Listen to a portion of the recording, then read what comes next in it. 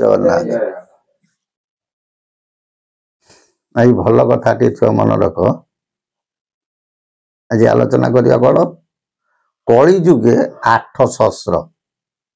8 ସହସ୍ର ମାନେ କଣ? 8000। 8000 କଣ? ଭକ୍ତ। କି ଭକ୍ତ? ନିତ୍ୟ ଭକ୍ତ। ବର୍ତ୍ତମାନ ତ ସମସ୍ତେ ଭକ୍ତ ନା। ମୁଣ୍ଡରେ ମନେ ରଖିଥା, ଚିତା ଚୈତନ କାଟି ଗେରୁଆ ପିନ୍ଧି ଅରୁଆ ଖାଇ ଜ୍ଞାନ ବଖାଣ କଲେ କଣ ଭକ୍ତ ହେଇଯିବ? ଭକତ ବୋଲି ଯାକୁ କହି ଗୋବିନ୍ଦ, କାମ କଳ୍ପନା ତାର ନାହିଁ ଗୋବିନ୍ଦ।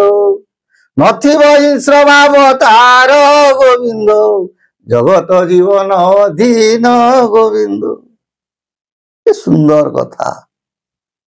ଯିଏ ପ୍ରକୃତରେ ଭକ୍ତ, ତାଙ୍କର କାମ ନଥିବ କି କଳ୍ପନା ନଥିବ, ନିର୍ଲୋଭୀ, ଲୋଭ ନଥିବ, ହିଂସା ନଥିବ, ବାଦ ନଥିବ, ସଦା ସର୍ବଦା ପ୍ରଭୁଙ୍କ ଚରଣରେ ମନୋନିବେଶ କରି କର୍ମ କରୁଥିବ। ଅଷ୍ଟଗୁଞ୍ଜରେ ମହାପୁରୁଷ କହିଥାନ୍ତି ନା,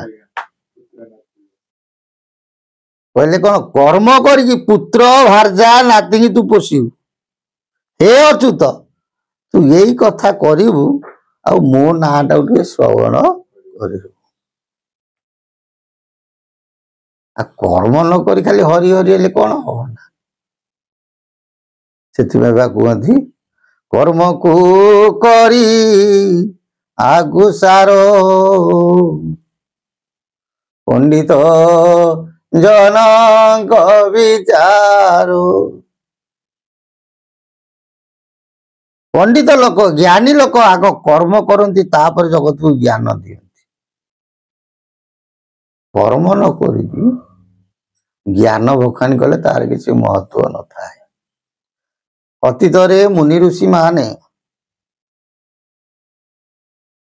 ବା ଗୁରୁକୁଳ ମାନଙ୍କରେ ଚାଷ କରୁଥିଲେ, ପନିପରିବା ଲଗଉଥିଲେ, କର୍ମ କରୁଥିଲେ, ଆଶ୍ରମ ଚଳୁଥିଲା, ତାପରେ ଜ୍ଞାନ ଉପଦେଶ ବାଣ୍ଟୁଥିଲେ।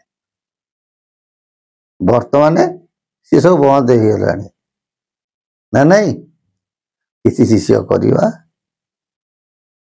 ବସିକି କଣ କରିବା? ପ୍ରତିପୋଷଣ ହବା ନା ନାଇଁ। ପୁଅକୁ ଗୋଟେ କଣ ଚେଲାଠୁ ପଇସା ଆଣି ପୁଅ ମାନଙ୍କୁ ଦବା, ମାନେ ବିଚିତ୍ର ସଂସାର।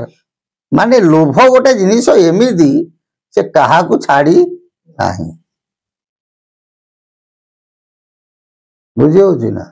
କିନ୍ତୁ ଛାଡିଥବ କାହାକୁ ନା? ପ୍ରକୃତ ଭକ ତଟି ଯେହି ନିର୍ଲୋଭୀ ଭାବେ ସଦା ଥାଇ।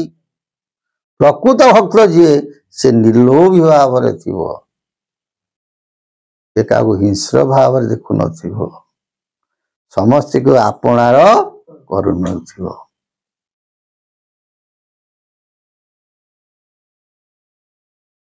ବୁଝିପାରୁଛ ନା ବୁଝିପାରୁଛ? ଯଦି ହୋଇବ ବ୍ରହ୍ମଚାରୀ, ନୟନେ ନ ଦେଖିବ ନାରୀ। ଯଦି ତୁମେ ସାଧୁ ହବ, ଯଦି ତମେ ଭକ୍ତ ହବ, ଯଦି ତମେ ବ୍ରହ୍ମଚାରୀ ହବ, ନରି ତମେ ସଂସାରରେ କାହାର ଶତ୍ରୁ ହୁଅ ନା।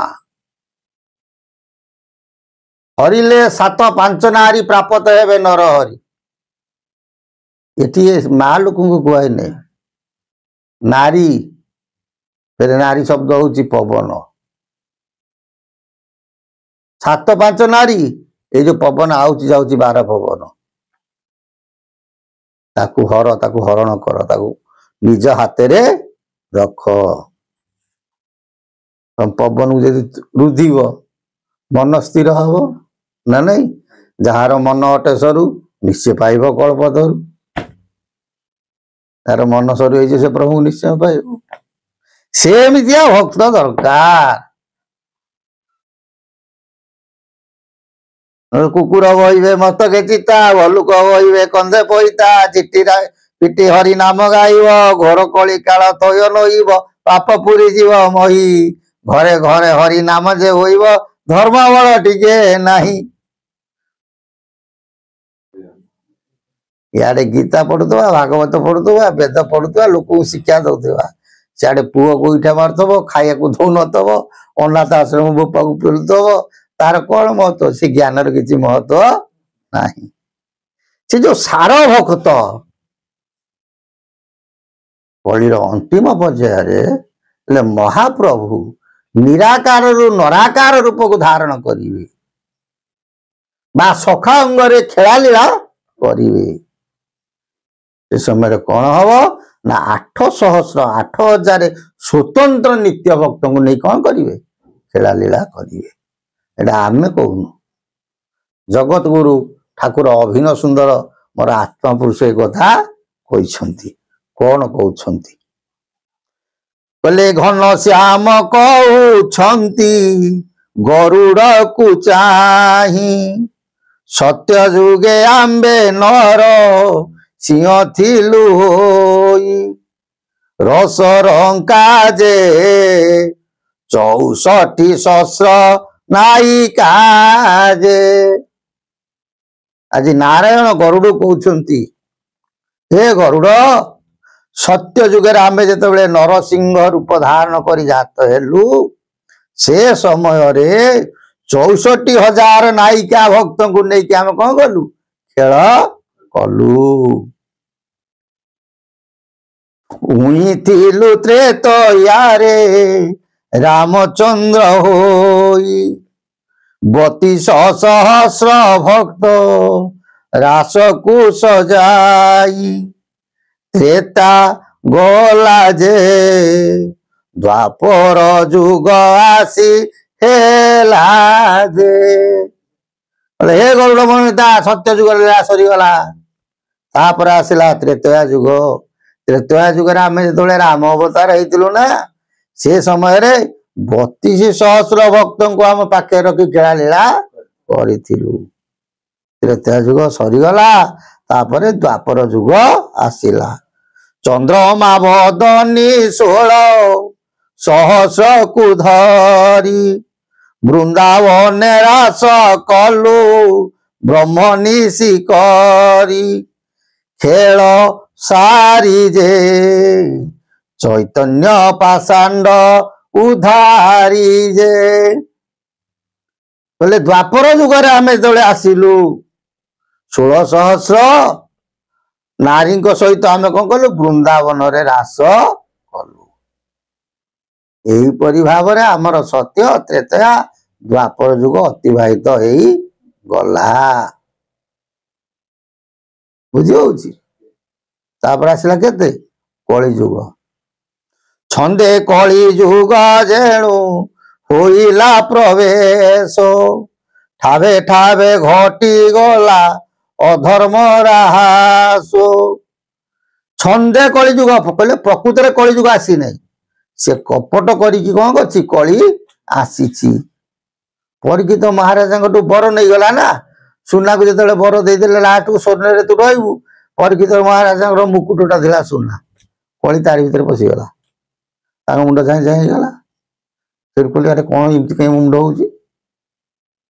उग्र रूप आसुची मुकुटा को थोईदे हा कली कौन जमी शिव शिव भस्मासुर को बर दे शिव पलैले नंगला कहला मु परीक्षित राजा कहते कली की बर दे लास्ट कली मोरी धीरे प्रवेश कला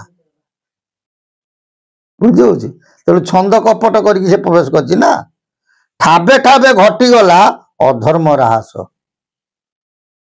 वर्तमान से कहते ठाकुर कहते अधर्मर स्तर आउ रहू नाही देव कष्ट जे देखी आंबे तेजिलु वैकुंठ जे जो देवता माने बा भक्त मान जो कष्ट पड़ुची से आम कौन करचु वैकुंठ को तेजिया करिकी धराधाम अवतारण करुछु जगत जीवन जेणु हेले अवतार उर्म ज्योति जोड़ा उर्म दुर्म धरी अवतार कली चापी जे सत्य धर्म दया ज्ञान रूपी जे हे दुष्ट मान को विनाश करने प्रभु अवतार होई ज्योति जोड़ा उर्म धूर्म ये चारि कला को बहन करी कौन करिवे କଳି ଚାପି ଯାଏ କଳିର ବଳକୁ ଭାଙ୍ଗି ଦେବେ। ସତ୍ୟ ଧର୍ମ ଦୟା ଜ୍ଞାନ ରୋପିବେ। ବୁଝିହଉଛି? ସତ୍ୟ ଧର୍ମ ଜ୍ଞାନ ଦୟା ଭାବକୁ ଜଗତରେ ପରିପ୍ରକାଶ କରିବେ। ଝୁଟା କଳି କି ସଂହାରି ସତ୍ୟକୁ ସ୍ଥାପିବେ। ରାଣ ବୃନ୍ଦାବନେ ପ୍ରଭୁ ରାହାସ କରିବେ। ନାରାୟଣ ଯେ 8 ସହସ୍ର ଭକ୍ତଙ୍କୁ ଧରିଣ ଯେ। ଜୟ ଜଗନ୍ନାଥ।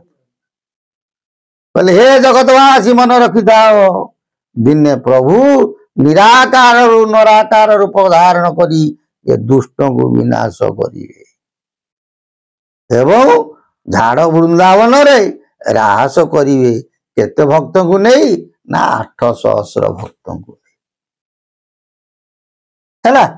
ସତ୍ୟ ଯୁଗରେ 64 ସହସ୍ର, ତ୍ରେତୟାରେ 32 ସହସ୍ର, ଦ୍ୱାପରରେ 16 ସହସ୍ର, କଳିରେ ମହାପ୍ରଭୁ ଖେଳିବେ କେତେ ସହସ୍ର? ନା 8 ସହସ୍ର ଭକ୍ତଙ୍କ ଧରି। କେବେ? କଳିର ବଳ କେବେ ଭାଙ୍ଗିବ?